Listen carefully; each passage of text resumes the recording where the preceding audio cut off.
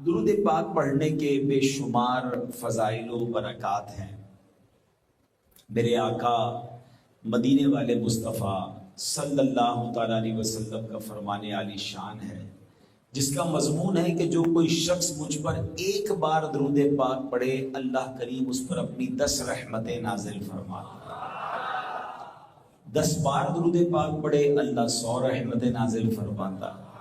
اور اگر کوئی 100 بار درود پاک پڑھے تو اس کی دونوں آنکھوں کے درمیان لکھ دیا جاتا ہے کہ یہ بندہ نفاق اور دوزخ کی آگ سے بری ہے، اور قیامت کے دن اسے شہیدوں کے ساتھ اٹھایا جائے گا۔ اب بتائیں 100 بار درود پاک پڑھنے میں وقت ہی کتنا لگتا ہے۔ میں آج سینٹرل جیل میں ہمارے اسلامی بھائیوں کے درمیان بیان کرنے آیا ہوں۔ مجھے اچھی طرح اندازہ ہے کہ آپ باہر کی دنیا میں نہیں جا سکتے، مگر اگر دیکھا جائے تو اس کو بھی ایک بہت اچھے انداز سے یہ وقت گزارا جا سکتا ہے۔ آپ کے پاس شاید اتنا وقت ہے جو باہر کے مصروف دنیا میں لوگوں کے پاس نہیں ہوتا۔ آپ چاہیں تو اسی قید کو، اسی مشکل وقت کو اپنے لیے جنت کا سامان بنا سکتے ہیں۔ وہ کیسے کہ اگر آپ روزانہ ہزاروں بار درود پاک پڑھ لیں، ہزاروں بار اللہ کا ذکر کر لیں، ہزاروں بار کلمہ پاک پڑھ لیں۔ ابھی آپ سب نے مل کر بلند آواز سے کہا سبحان اللہ، ذرا پھر کہیے سبحان اللہ۔ کتنی دیر لگی؟ 2 سیکنڈ، 3 سیکنڈ۔ سبحان اللہ کہنے میں اتنا ہی وقت لگتا ہے نا، 1 سیکنڈ لگتا ہے، مگر اس 1 سیکنڈ میں آپ نے پتہ ہے کیا کمایا؟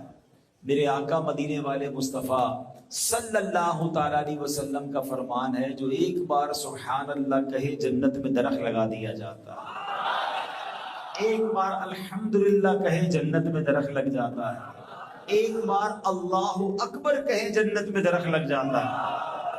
اب آپ بتائیں اتنا آسان جنت میں درخت لگانا؟ سبحان اللہ۔ علماء کہتے ہیں جس کے جنت میں باغات ہوں گے اسے جنت میں جانے بھی تو دیا جائے گا نا۔ اگر آپ یہاں رہ کر اللہ کا ذکر کر کے، درود پاک پڑھ کے، اللہ کی بارگاہ میں خوب دعائیں کر کے، توبہ کر کے، اگر قضائے عمری باقی ہے تو وقت ہے نماز کی پابندی کے ساتھ ساتھ پچھلی نمازوں کی بھی قضا کر کے، یعنی کمال یہ ہو جائے کہ جب آپ قید سے باہر نکلیں انشاءاللہ تو نامہ اعمال میں کروڑوں نیکیاں جمع ہو سکتی ہیں۔ تو قرآن سیکھ لیں، آپ علم دین سیکھیں۔ الحمدللہ اس سے اچھی کیا بات ہوگی کہ بعض اوقات بعض بزرگوں نے جن کی تاریخ پڑھیں تو کسی وجہ سے انہیں مظلوم ہونے کے باوجود جیلوں میں ڈال دیا گیا، تو انہوں نے وہ جو جیل کا وقت تھا وہ ضائع نہیں ہونے دیا، انہوں نے کتابیں لکھ دی اس کے اندر، جیل کے اندر رہ کر کتابیں لکھی، جیل کے اندر رہ کر زیادہ علم دین سیکھ لیا، اور جب وہ باہر آئے تو ان کی زندگی اور بہتر ہو گئی۔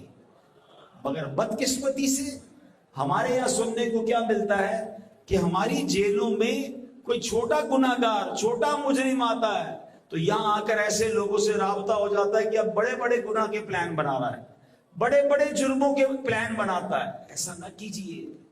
میں آج آپ کو ایک دربار رسالت کے قیدی کا واقعہ سنانے آیا ہوں کہ نبی پاک علیہ الصلوۃ والسلام نے بھی ایک شخص کو قید کیا، سزا دی، مگر سبحان اللہ وہ سزا تھی یا عطا تھی ابھی وہ آپ آگے سنیں گے۔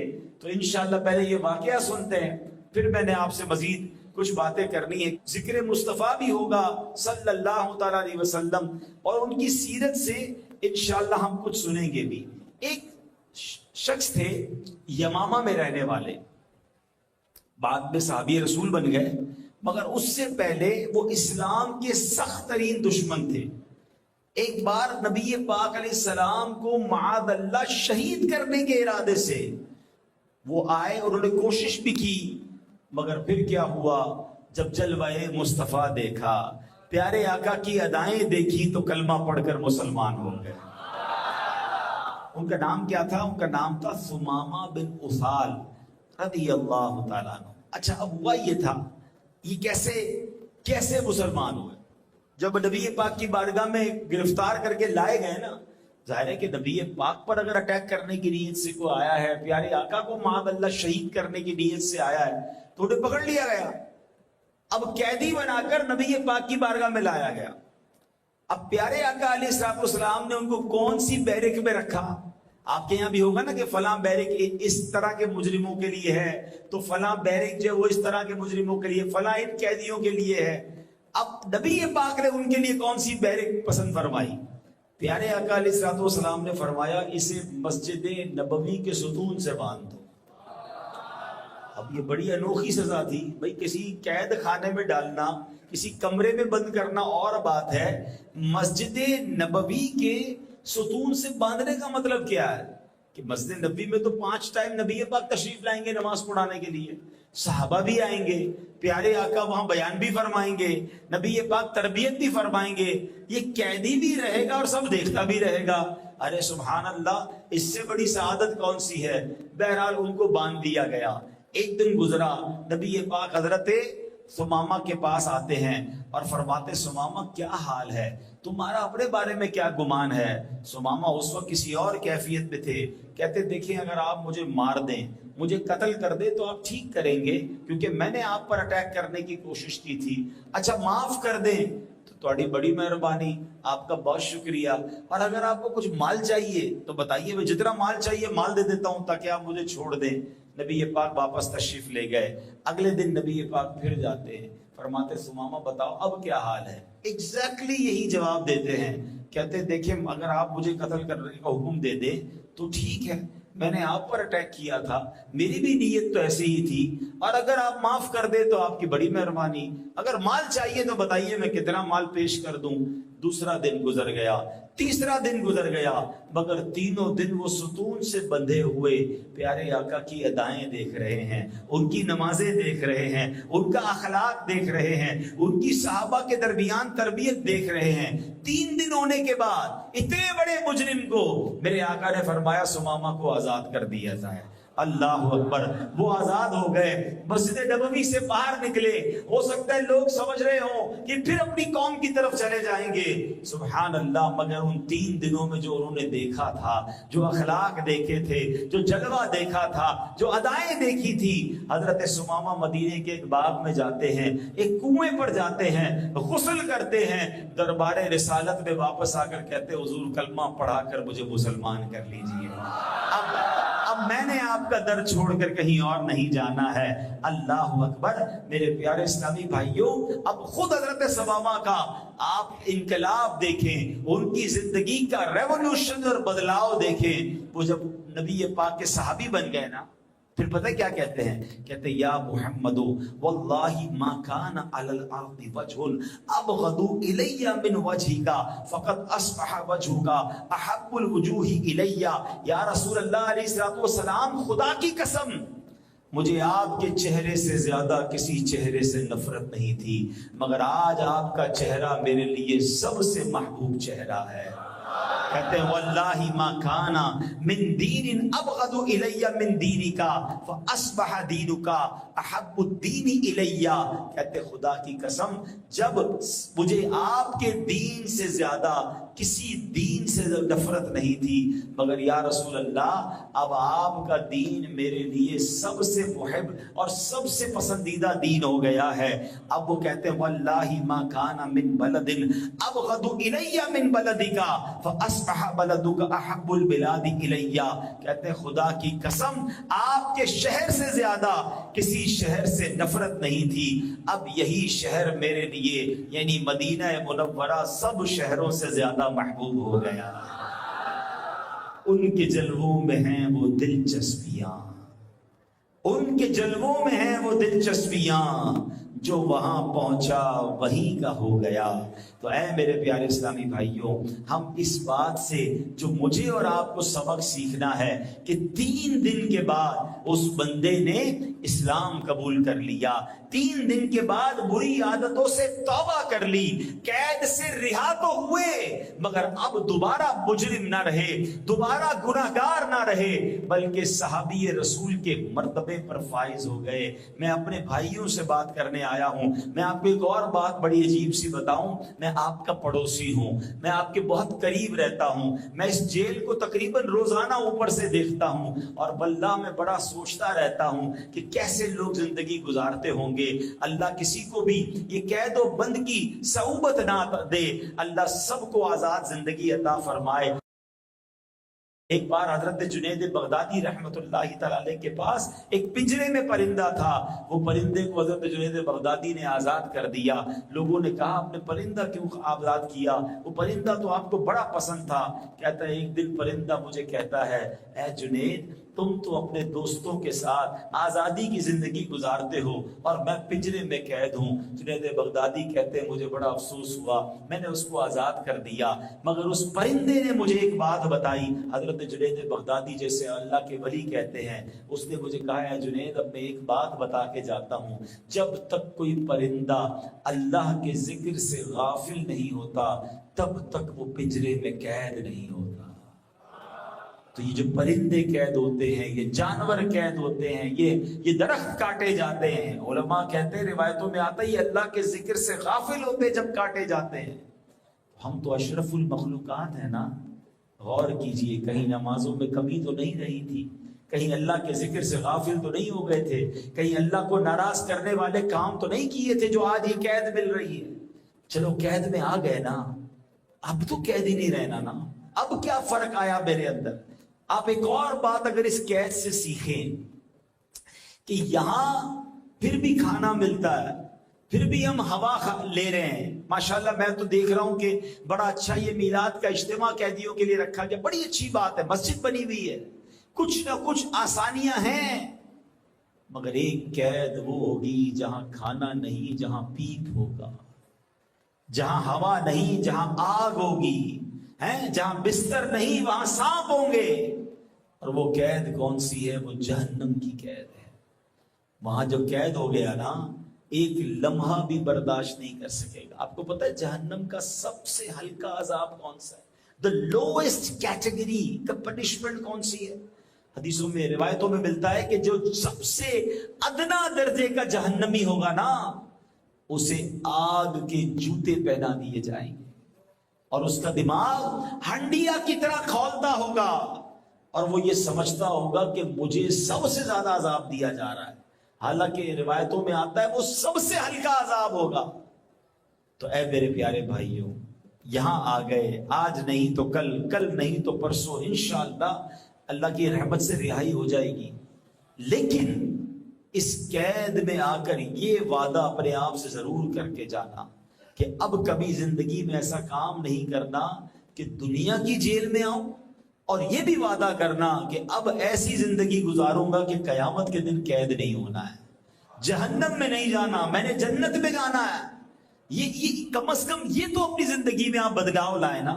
یعنی جیل میں بھی قید ہیں اور اللہ نہ کرے ایسی زندگی گزار رہے ہیں کہ جہنم میں بھی قید ہوں گے. ادھر بھی سختی اور مرنے کے بعد بھی سختی. اس سے بڑا بدنصیب کون ہے؟ یعنی کم از کم یہاں رہ کر تو بندہ ایسی زندگی گزارے کہ بس یار اب نمازی بنوں گا, ہم یہاں رہ کر بھی نمازیں قضا کریں. مجھے بتائیں یہاں اور کام کیا ہے ہمارے پاس؟ اگر اتنی لائف فارغ ہونے کے باوجود 5 وقت نماز میں نہیں پڑھ رہا, حالانکہ وہ سب سے اہم فرض ہے. آپ کو پتہ ہے نماز دین کا ستون ہے. اس مسجد میں ستون نظر آ رہے ہیں آپ کو, یہ پلر نکال دیے جائیں تو کیا ہوگا؟ چھت گر جائے گی نا. ہماری دین کا ستون کیا ہے؟ وہ نماز ہے. نماز پیارے آقا علیہ السلام کی آنکھوں کی ٹھنڈک ہے. نماز مومن کی معراج ہے. نمازی کو نبی پاک علیہ السلام کا دیدار ہوگا قبر میں, اور سنو انشاءاللہ قیامت کے دن اللہ کا بھی دیدار کرایا جائے گا. اتنے انعام نمازی کی. آپ نمازی بنے, آپ دیکھیں آپ کے کام آسان ہو جائیں گے. آپ کی انشاءاللہ کورٹ کی تاریخیں, کیس کے مسائل اللہ کی رحمت سے آ سکتے, کیونکہ آپ اللہ کی بارگاہ میں دن میں 5 بار آ رہے ہیں نا. لیکن اگر جیل میں رہ کر بھی نماز قضا ہو رہی ہے, جیل میں رہ کر بھی گناہ ہو رہے ہیں, ادھر بھی اللہ کو ناراض کیا جا رہا ہے, تو پھر سوچیں اس سے بڑی بدنصیبی کیا کہ یہاں بھی قید وہاں بھی قید. نہیں, انشاءاللہ ہم یہاں کی قید سے بھی رہا ہوں گے اور نبی پاک کے ساتھ انشاءاللہ قیامت کے دن جنت میں بھی جائیں گے انشاءاللہ. یہ بدلاؤ لانا ہے اپنی زندگی میں. آپ دیکھیں نا وہ 3 دن کے قیدی نے کیا کیا, اس نے اسلام قبول کر لیا, توبہ کر لی, صحابی رسول بن گئے. کاش آج جتنے میرے بھائی نبی پاک کے میلاد کے اجتماع میں آئے ہیں وہ اپنے اندر یہ وصف پیدا کریں کہ بس اب یہ آخری قید ہے, اب یہ زندگی کی آخری قید ہے, یہ زندگی کی آخری غلطی ہے. اچھا اب قیدی بندے کیوں ہیں؟ نارملی بہت سارے ظاہر معاملات ہوئے ہوں گے, ہو سکتا ہے کچھ مظلوم بھی ہو, بیچاروں کا قصور نہ ہو, ثبوت نہ ہو, کوئی وجہ سے جیل میں آ سکتے ہیں. لیکن نارملی جو بندہ قید میں آتا ہے نا, اس کے پیچھے اگر ہم ریزن تلاش کریں, اکثر میری بات کی آپ امید تائید کریں گے کہ وہاں غصہ جو تھا نا اس نے یہاں تک پہنچایا ہوگا. کسی کو بدلہ لیا, کسی کے ساتھ زیادتی کی, کسی نے کسی کا قتل کر دیا, ہاتھ پیر توڑ دیے, یا واٹ ایور کام کیا. اگر آپ دیکھیں تو 2 چیزیں بڑی ہوتی ہیں جس میں بندہ جیل میں پہنچتا ہے, وہ یا تو غصہ ہے یا بدلہ ہے. اچھا بدلہ بھی غصہ ہی کی وجہ سے ہوتا ہے. اب ہماری شریعت ہمیں کیا سکھاتی ہے؟ انسان غلط, دیکھیں ہم انسانوں کے درمیان رہتے ہیں نا, غلطی ہو جاتی ہے کسی سے. اب اگر ہم ہر غلطی کا بدلہ لینے کی کوشش کریں گے, اینٹ کا جواب پتھر سے دیں گے, چھوٹے سے جھگڑے کو اتنا بڑا بنا دیں گے کہ جناب کسی کا سر پھوڑ دیں یا کسی کو دنیا سے ہی بھیج دیں, تو پھر آخرکار انجام یہ ہوتا ہے.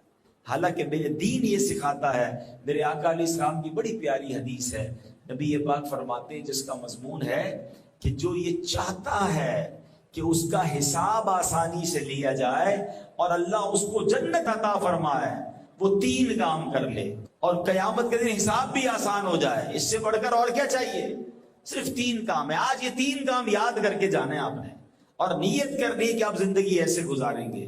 نبی پاک نے فرمایا جو تم پر ظلم کرے تم اسے معاف کرو.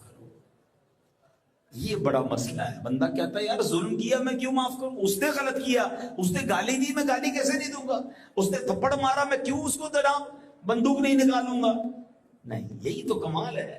ظلم کر رہا ہے پھر کیا کر رہا ہے؟ معاف کرو. نبی پاک نے معاف بھی کیا. ابھی آپ نے واقعہ سنا نا کہ وہ قتل کرنے آئے تھے اور میرے آقا نے سبحان اللہ انہیں کیا عطا فرمایا کہ 3 دن کی سزا دی, معاف کر دیا, مسلمان کر لیا. وہ بیسیکلی سزا نہیں تھی, وہ ٹریننگ تھی کہ وہ دیکھیں مسلمان کیسے ہوتے ہیں, انہیں قریب سے پتا چلے کہ نبی پاک کی عادت کیا ہے. اور یہ ایک بار نہیں ہوا, پیارے آقا نے کئی بار اپنی جان کے پیاسوں کو معاف کیا. ایک بار نبی پاک ایک درخت کے نیچے آرام کر رہے تھے, ایک شخص آیا ہاتھ میں تلوار لیے, نام تھا غورس, ہاتھ میں تلوار ہے, بڑا تکبر ہے. پیارے آقا کو معاذ اللہ شہید کرنے آیا. پیارے آقا کی آنکھ مبارک کھلتی ہے, کوئی صحابی ساتھ نہیں ہے, کوئی گارڈ نہیں ہے. پیارے آقا سے غورس کہتا ہے اے محمد صلی اللہ علیہ وسلم, آج آپ کو مجھ سے کون بچائے گا؟ ہاتھ میں تلوار ہے, کوئی بندہ نہیں. نبی پاک کا اعتماد دیکھو, آقا علیہ السلام نے فرمایا اللہ. اب حبیب اللہ کی زبان سے اللہ کا نام نکلا تو کیسا نکلا ہوگا؟ کہتے وہ غورس کانپنے لگا, تلوار گر گئی. سبحان اللہ, نبی پاک نے وہ تلوار اٹھا لی. فرماتے غورس اب تمہیں مجھ سے کون بچائے گا؟ تھوڑی دیر پہلے غورس کہہ رہا تھا نا, اب پیارے آقا فرما رہے ہیں اے غورس تمہیں کون بچائے گا؟ غورس کہتا ہے آپ تو کریم ہیں, آپ تو معاف کرنے والے ہیں, آپ مجھے معاف کر دیں تو بڑی مہربانی. پیارے آقا نے اسے معاف فرما. نبی پاک نے ایسے اسلام پھیلایا. ہم کہتے نہیں جناب, میں جب تک بتاؤں گا نہیں میں کون ہوں, مجھ سے بدتمیزی, میرے ساتھ زیادتی, اب میں اس کو ٹھیک کر کے بتاؤں گا, 7 نسلوں کو نہیں چھوڑوں گا. ہو سکتا ہے ابھی بھی جیل میں کوئی ایسا ہو جو تیاری کر رہا ہے, بس قید سے نکلوں پھر بدلا لوں گا. کب تک جلو گے یار اس بدلے کی آگ میں؟ کب تک یہ چلتا رہے گا؟ آپ اس کے خاندان کا بندہ ماریں گے, وہ آپ کے خاندان کا بندہ مارے گا, پھر آپ تھوڑے عرصے بعد جا کے کریں گے. ہم مسلمان ہیں, اسلام مجھے اور آپ کو معافی سکھاتا ہے. اچھا آپ کو شیطان دماغ میں بات ڈالے گا یار عجیب بات کر رہے ہیں مولانا صاحب, اس نے میرے خاندان کا بندہ مارا ہے, اس نے جناب میری بےعزتی کی ہے, اس نے میرے ساتھ زیادتی کر کے کورٹ کے اندر مجھے جیل میں بھیجا ہے, میں تو باہر نکل کے بدلہ نہیں لوں گا, یہ کیسے ہو سکتا ہے؟ ارے یہی تو میرا اسلام سکھاتا ہے. اچھا نعت سب کو یاد ہے, سلام اس پر کہ جس نے گالیاں سن کر دعائیں دی. سنی ہے نا, کبھی ہم نے دی گالیاں سن کر دعائیں؟ ہم ایک گالی والے کو 7 گالی دیتے ہیں. سلام اس پر کہ جس نے خون کے پیاسوں کو قبائیں دی. یعنی جو خون کے پیاسے تھے میرے آقا نے انہیں بھی معاف کیا. گالیاں دیتا کوئی تو دعا دیتے ہیں, دشمن آ جائے تو چادر بھی بچھا دیتے ہیں. کتنا اچھا سبحان اللہ کہا آپ نے. کرتے ہیں کہ نہیں؟ ہم تو دشمن آ جائے تو گولی سے مار دیتے ہیں, دشمن آ جائے تو سر اس کا پھاڑ دیتے ہیں. نعت سن رہے ہو کہ دشمن آ جائے تو چادر بھی. بھائی ہم بھی تو کچھ کر کے دکھائیں نا. کب تک بدلے لیتے رہیں گے یار؟ کب تک خاندان کے خاندان تباہ ہوتے رہیں گے؟ کب تک ہماری خاندان کے بچے بھی جیلوں میں جاتے رہیں گے؟ میں بلوچستان گیا, میں سندھ گیا, میں اندرون پنجاب جاتا ہوں. جب گاؤں گوٹھوں میں جاتا ہوں تو پتا چلتا ہے کہ اس کی سالوں سے دشمنی چل رہی ہے. کئی خاندان کے افراد مر گئے. کیوں بھائی؟ خاندانی ایک زمین کے مسئلے کے اوپر. نہ کریں ایسا, ختم کریں یار. تھوڑی سی لائف ہے, کتنا جینا ہے. ابھی مجھے کئی چہرے نظر آ رہے ہیں جو 40, 50, 55 سال کے ہو چکے ہیں. اور کتنا جیے ہوگے بھائی؟ ہم سب نے تھوڑے عرصے میں چلے جانا ہے. کہیں جیل میں ہی موت نہ آ جائے. اب تو دل بڑا کر لو, اب تو معاف کر دو, جنت میں جائیں گے نا. نبی پاک نے انعام کیا عطا فرمایا؟ 3 کام. پہلا کیا ہے؟ اب مجھے دہرانا ہے, میں یاد کروا کے جاؤں گا. جو تم پر ظلم کرے تم اسے معاف کرو. جو تم پر ظلم کرے, جو تم پر ظلم کرے. دوسرا, جو تمہیں محروم کرے تم اسے عطا کرو. ہم کہتے ہیں نہیں بھائی, اس نے دعوت میں نہیں بلایا, میں بھی نہیں بلاؤں گا. اس نے مجھ سے سیدھے, ابھی جیلوں میں بھی ایسا چل رہا ہوگا, ادھر بھی دشمنیاں ہوں گی, ادھر بھی 2-4 گروپ بن گئے ہوں گے. اس کو سلام نہیں کرنا ہے, اس سے مسکرا کر بات نہیں کرنی ہے. اس نے مجھے اس دن ہاتھ نہیں ملایا تھا, اس نے اس دن مجھے عید کی مبارکباد نہیں دی تھی, فلاں سلام نہیں لیا تھا. ختم, اپنا تعلق ختم. بھائی یہ اکڑو ہے تو کیا ہوا, میں بھی نہیں بات کرتا, میں بھی اپنی شان والا ہوں. نہیں یار, جو تمہیں محروم کرے تم اسے عطا کرو. جو تمہیں محروم کرے, جو تمہیں محروم کرے, جو تمہیں محروم کرے. تیسرا, جو تم سے قطع تعلق کرے تم اس سے جوڑو. کیا مذہب ہے یار, کیا پیارا دین ہے. اچھا یہ تینوں کام ہیں مشکل, ہاں میں مانتا ہوں, کیونکہ یہ دل پر بھاری پڑیں گے نا. کوئی مجھ پر ظلم کرے میں کیسے معاف کر دوں؟ شیطان کہے گا نہیں, بدلہ لینا ہے. کوئی مجھے محروم کرے, مجھے کچھ دے ہی نہ. اب مثال کے طور پہ یا کوئی ہے بندہ سب کو کچھ بانٹ رہا ہے اور مجھے نہ دے, میں کہا ٹھیک ہے اگلی بار دیکھ بیٹا تیرے کو میں نے بھی کچھ نہیں دینا. یہ تو محروم کیا تو آپ نے بھی وہی نہیں. وہ محروم کر رہا ہے, آپ عطا کریں. وہ کٹ کر رہا ہے, وہ تعلق ختم کر رہا ہے, آپ جوڑیں. یہ تینوں کام آسان نہیں, میں مانتا ہوں, لیکن آپ سچی بتائیں, اگر میں آپ کو یہ کہوں کہ جو یہ 3 کام کر لے, جیلر صاحب 1 مہینے میں اس کو رہا کر دیں گے, کرو گے نہیں کرو گے؟ میں آپ کو اس دنیا کی جیل سے نہیں, جہنم سے آزادی کا پروانہ دے رہا ہوں. یہ تو جیل پھر بھی کبھی نہ کبھی باہر آ جاؤ گے. میرے نبی کے سچے وعدے ہیں, اللہ جنت بھی دے گا اور آسانی سے حساب لے گا. صرف 3 کام کرنے. اللہ اگر یہ 3 کام آپ کر لیں, کبھی قیدی نہیں بنیں گے, کبھی جھگڑا نہیں ہوگا, کبھی جرم کی طرف نہیں جائیں گے. دوبارہ ریپیٹ کر لیتے ہیں. پہلا کیا تھا؟ جو تم پر ظلم کرے تم اسے معاف کرو. جو تمہیں محروم کرے تم اسے عطا کرو. جو تم سے قطع تعلق کرے تم اس سے جوڑو. ایک اور بات یاد کیجئے گا, جو معاف نہیں کرتے نا, ایک بڑی ایسی حدیث ہے, یقین کریں رونگٹے کھڑے کر دیتی ہے, لرزا دیتی ہے. ایک لائن کی حدیث ہے, نبی پاک فرماتے ہیں جس کا مضمون ہے جو معاف نہیں کرتا اسے معاف نہیں کیا جائے گا, جو رحم نہیں کرتا اس پر رحم نہیں کیا جائے گا.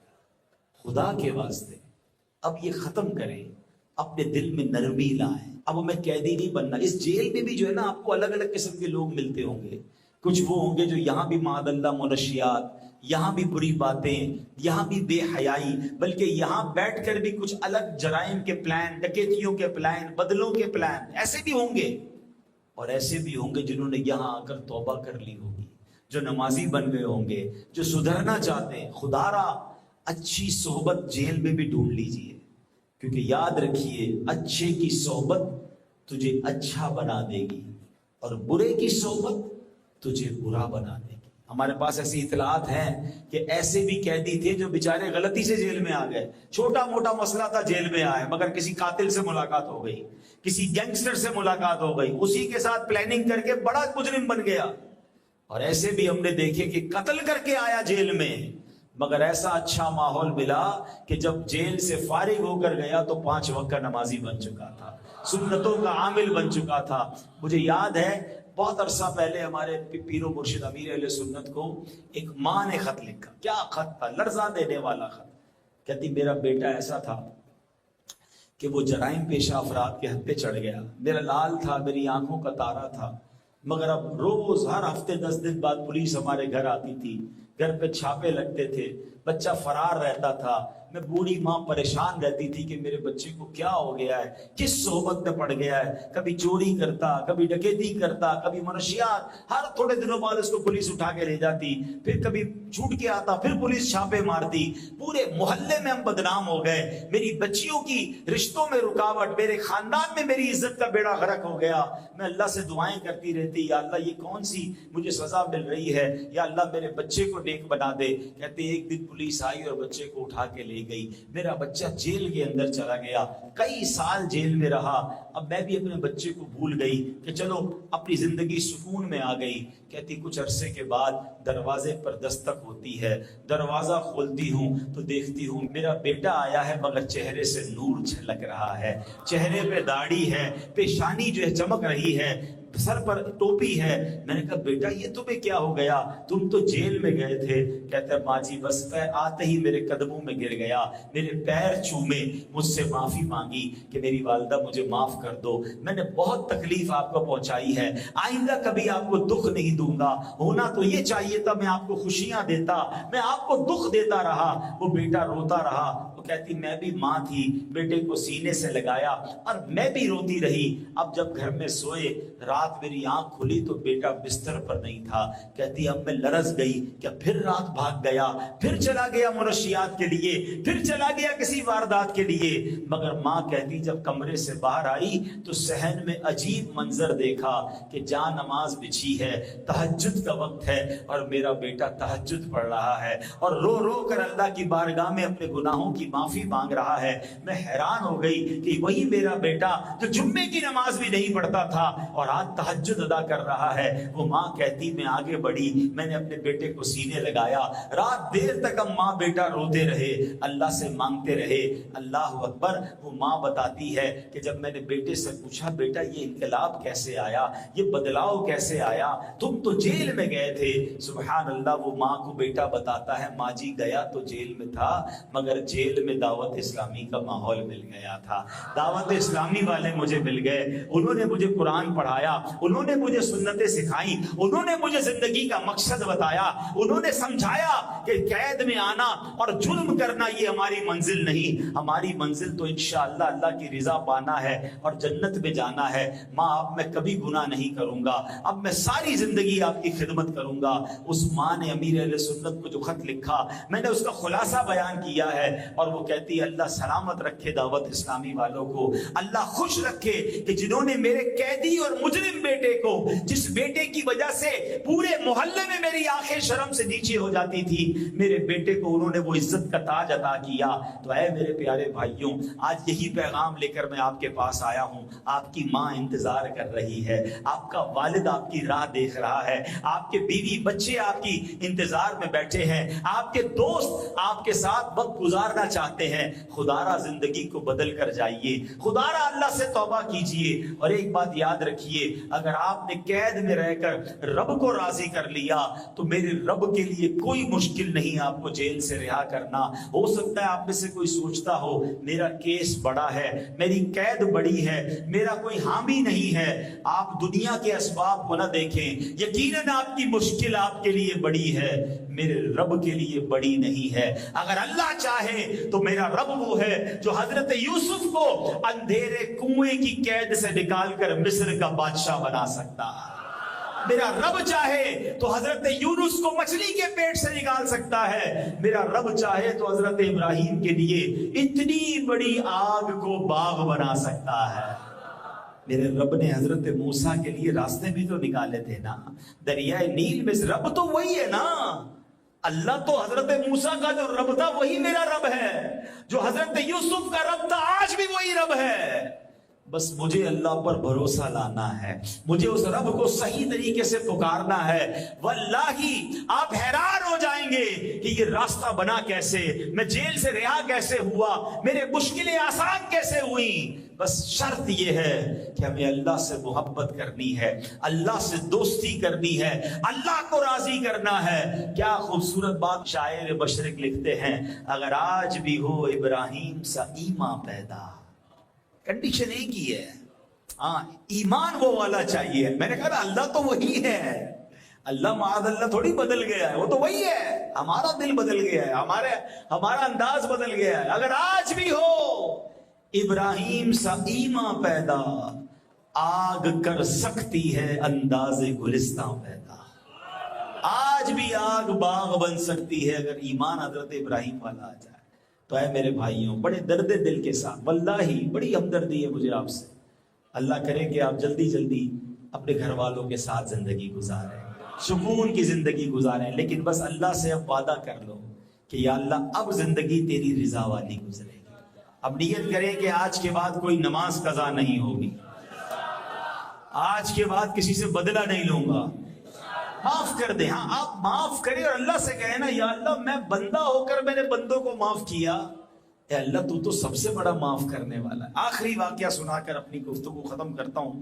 باتیں تو مجھے آپ سے بہت کرنے کو جی چاہتا ہے, اور میں انتظار میں تھا کہ کب میں اپنے قیدی بھائیوں سے بات کروں گا. اور میں آپ کو بتاؤں کہ ایک شخص تھا, اس کی زوجہ نے ایک بار کھانا بنایا اور اس کھانے میں اس نے نمک بہت ڈال دیا, زیادہ نمک ڈال دیا. اب اس کو بڑا غصہ آیا.